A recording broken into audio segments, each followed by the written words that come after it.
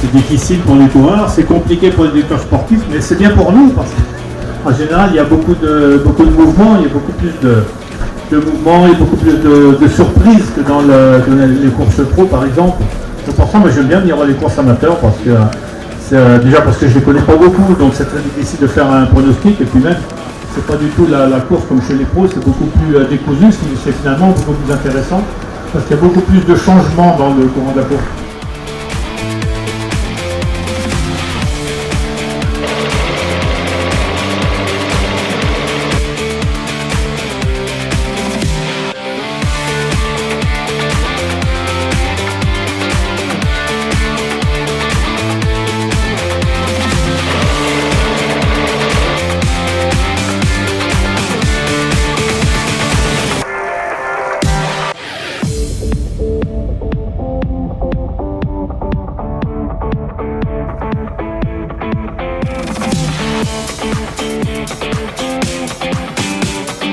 Le filet est vraiment musclé aujourd'hui. L'étape d'aujourd'hui va être piégeuse.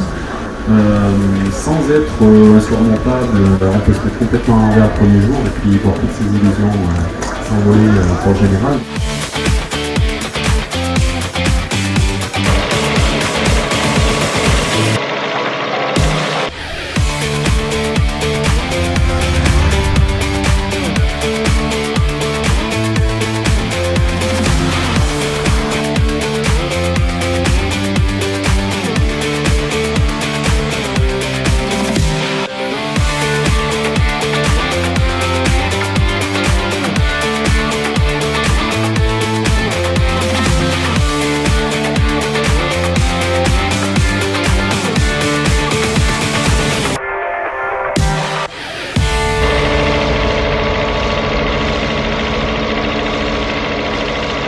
Flamme rouge annoncée pour l'homme de tête. On n'a pas très bien entendu, soit 2 km, soit la flamme rouge. On va voir la confirmation visuelle dans quelques instants. Donc au terme de ces 105 km de course, nous allons retrouver l'homme de tête en visuel dans les derniers mètres. Et il prend le temps de savourer, de se retourner vers son directeur sportif. À quelle victoire pour ce jeune Strasbourgeois âgé de 19 ans. C'est un véritable coup de force réalisé par la formation de Chambéry Cyclisme Formation.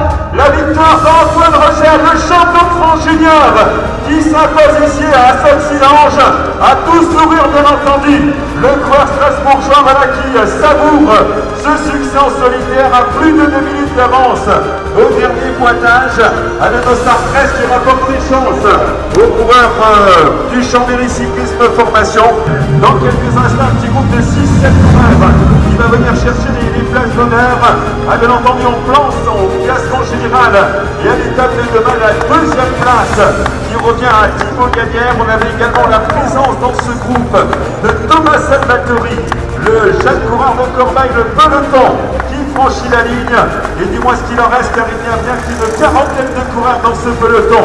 Au terme des 105 km de course, voilà, je crois qu'on peut tous les applaudir. Les coureurs qui franchissent la ligne au terme de cette première étape du Tour du pays de l'agglomération d'Issoire. Donc on va attendre maintenant les classements. Voilà donc le maillot blanc donc pour le coureur d'Épernay, voilà, qui repartira avec ce maillot pour le contre-la-montre de demain matin. Les félicitations bien entendu de Yannick Fontanella, voilà, Claire donc, qui fleurit notre lauréat, et on va applaudir le jeune coureur donc de la Champagne, maillot blanc sur ce tour de l'agglo du pays d'Issoire. Le jeune coureur natif de Strasbourg, les félicitations également du maire de Soxillange. Voilà donc le meilleur grimpeur de ce tour de l'agglo du pays d'Issoire que nous saluons avec des applaudissements. Maillot de la montagne, on retrouvera Antoine du côté de l'interview dans quelques minutes. Il a également le maillot vert, mais nous en avons appelé le deuxième pour avoir un protocole plus consistant. Voilà Michael Perrier, deuxième de ce classement, et qui repartiront en vert demain matin pour le contre-la-montre. Voilà donc Antoine Rogel, vainqueur d'étape, et maillot jaune à quel numéro pour celui qui est champion de France junior. Il avait terminé 5e d'un championnat d'Europe et un top 20 sur les routes d'un championnat du monde. Un maillot jaune donc bien porté ce soir, plus de 1 minute et 50 secondes d'avance au classement général, âgé de 19 ans. Retenez bien son nom, promis un très bel avenir, l'un des grands espoirs du cyclisme français sur les routes auvergnates. On le salue encore avec des applaudissements. Plus de 80 km en solitaire aujourd'hui.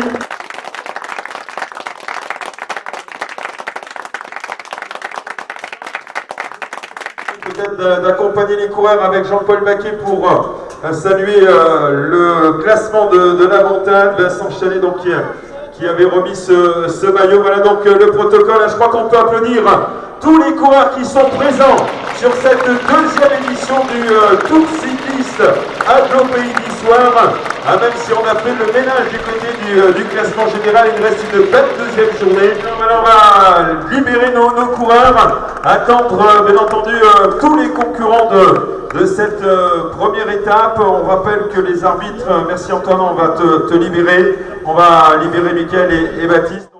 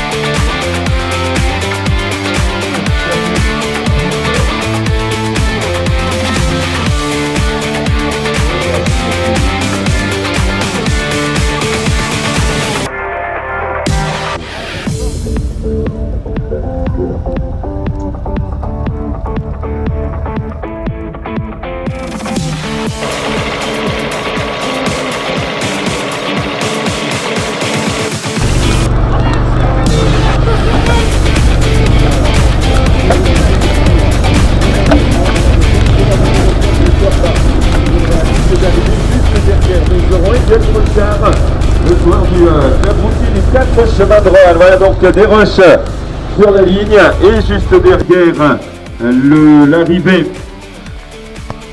Prochain coureur donc sur la ligne d'arrivée. On va retrouver le jeune coureur formé dans le Cantal et qui court désormais pour le club routier des 4 chemins de Roanne. Voilà l'Antoine Prunet dans la dernière ligne droite vers la ligne d'arrivée. Donc le coureur de Roanne qui franchit la ligne. On va attendre le chrono.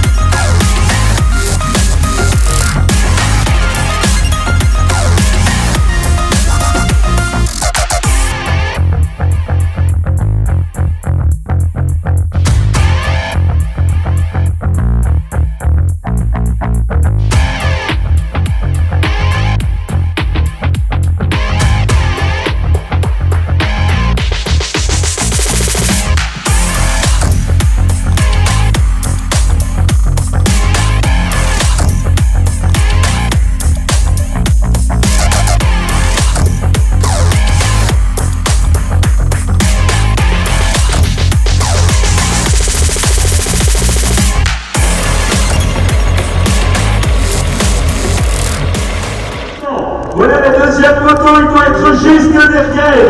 Échappé depuis maintenant plus de 40 km. Va-t-il résister? Il va résister jusqu'au bout, semble-t-il. Le peloton derrière. Ça va se jouer à une poignée de secondes dans le final de l'étape. Et Hugues résiste. La victoire de Baptiste Huguet, la 15e place. Roger Brossel ou Jérémy Montauban a Huguet à résister. Les Routiers de côté Bernard, la petite attaquante victoire.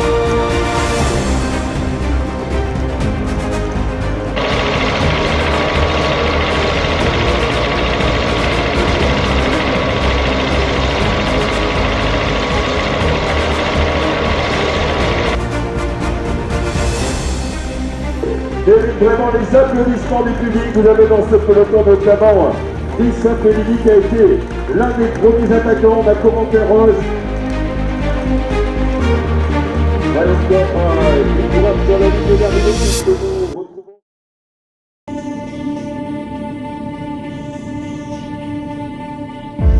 Notre vainqueur.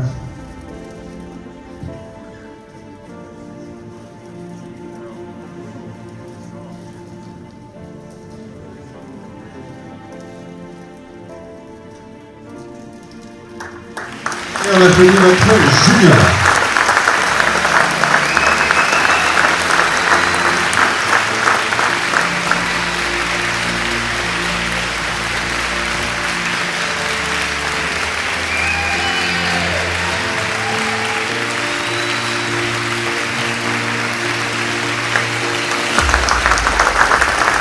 Voilà, merci Baptiste.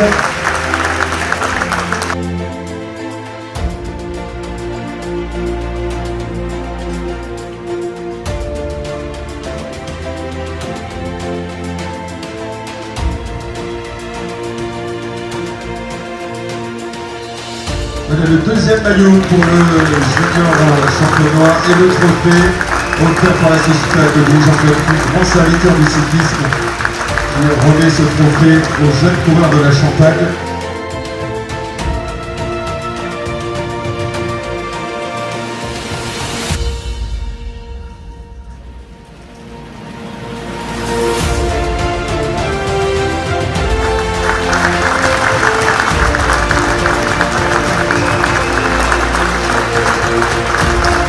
Voilà, premier maillot pour Antoine.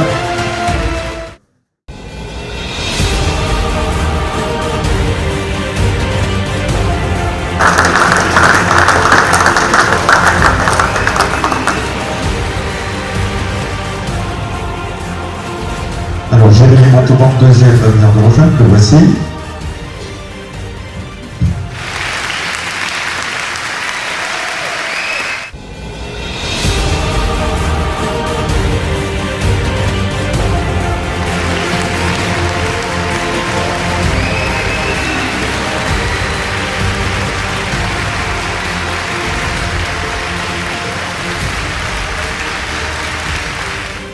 Antoine Rogel, donc, qui a gagné hier, qui a gagné le chrono ce matin et qui gagne le classement général. Je pense que vous avez tous découvert durant 2 jours, lui qui a été champion de France junior la saison dernière, qui a été 5e d'un champion d'Europe en cyclocross, natif de l'Alsace, et qui a débuté également sur un championnat du monde et qui participera à Paris-Roubaix Sport dans 15 jours maintenant.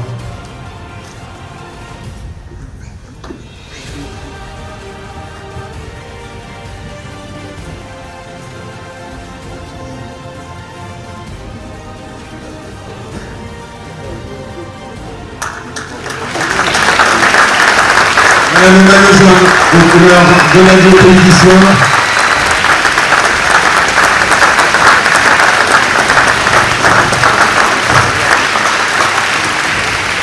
Voilà le podium de cette 12e édition. On va...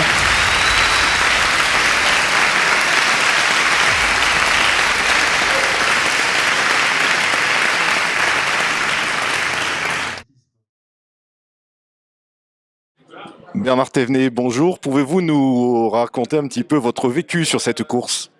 C'est une course très intéressante à suivre, avec beaucoup de découvertes. Bon, c'est vrai que c'est forcément une découverte puisqu'on ne connaît pas beaucoup les jeunes qui participent ici. Mais bon, j'ai vu deux jeunes.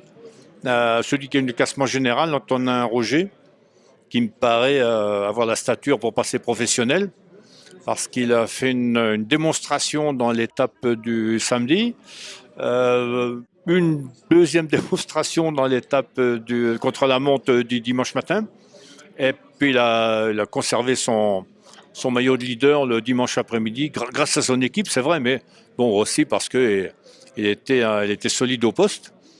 J'étais aussi agréablement surpris par la performance de Baptiste Huillet, un jeune junior qui a juste 18 ans, qui est parti à 40 km de l'arrivée de la troisième étape, qui a fait ses 40 km avec je sais pas, moins de 2 minutes d'avance, et a très souvent été avec entre 1 minute, 1 minute 20 d'avance sur le peloton, et qui a réussi à aller jusqu'au bout. Ça dénote là aussi un bon potentiel. Je pense qu'on devrait voir ces deux coureurs-là dans les rangs professionnels dans les années à venir. Bon, cela dit, c'est difficile de vraiment faire un pronostic parce qu'on ne connaît pas la valeur des adversaires. On ne connaît pas la valeur du peloton qui était présent ici. Alors c'est assez compliqué de faire vraiment un pronostic fiable. Mais bon, je dois quand même reconnaître que ces deux-là m'ont surpris, et que aussi les coureurs d'AG2R, de la façon dont ils ont, de Chambéry Formation, la façon dont ils ont défendu le maillot, et aussi de bons éléments. Un mot sur l'organisation, Nicolas Mallet, ISO. C'est une très bonne organisation. Je pense que Nicolas a surtout mis l'accent sur la sécurité. Il y avait deux gendarmes en moto, deux motards gendarmes qui font très bien leur travail d'ailleurs, faut le souligner, parce que pas évident pour un gendarme qui fait pas beaucoup de courses d'être vraiment au bon endroit. Et là, j'ai trouvé qu'ils étaient vraiment bien à leur place, qu'ils ont fait un bon boulot. Les motards de Motopassion aussi fait un très bon travail, ont très bien couvert la course. Bon, je trouvais sur la fin, il manquait 2-3 panneaux pour signaler le dernier kilomètre. Mais non, dans l'ensemble, c'est vraiment très bien organisé. Il y a beaucoup de bénévoles. Les coureurs, d'après ce que j'ai entendu, sont très bien accueillis. Tout est bien fait. Il y a un podium à l'arrivée, il y a un bon speaker. Il y a des challenges à l'arrivée. Non, je pense que pour les coureurs, pour les jeunes qui ont participé à cette épreuve, c'est valorisant de participer à des épreuves comme celle-là, parce qu'elles sont organisées comme des courses professionnelles. Heureux d'être parrain d'une course comme celle-ci? Oui, bien sûr, je suis heureux d'être parrain dans une course où on voit une épreuve bien organisée, avec des jeunes on va noter sur un carnet, parce qu'on les verra certainement dans les rangs professionnels dans les années à venir. Et en attendant, on se revoit l'année prochaine? Ouais, peut-être, hein, mais faut peut-être qu'ils changent de parrain de temps en temps. Je sais pas, il y a d'autres figures du cyclisme qui aimeraient sûrement être à ma place, c'est-à-dire découvrir de jeunes talents, ça c'est sûr. Merci Bernard Thévenet. Je vous en prie. Cette deuxième épreuve vient de confirmer la qualité de cette manifestation. Je dois dire, moi, toute mon admiration pour l'organisation, car c'est une organisation difficile. Il faut de très nombreux bénévoles qui ont manifesté pendant toute cette épreuve de la disponibilité, de la bonne humeur, parce que c'est pas toujours facile d'être bénévole, et qui ont fait un travail tout à fait remarquable. Alors cette épreuve, cette année, elle s'est faite dans des conditions météo extrêmement défavorables.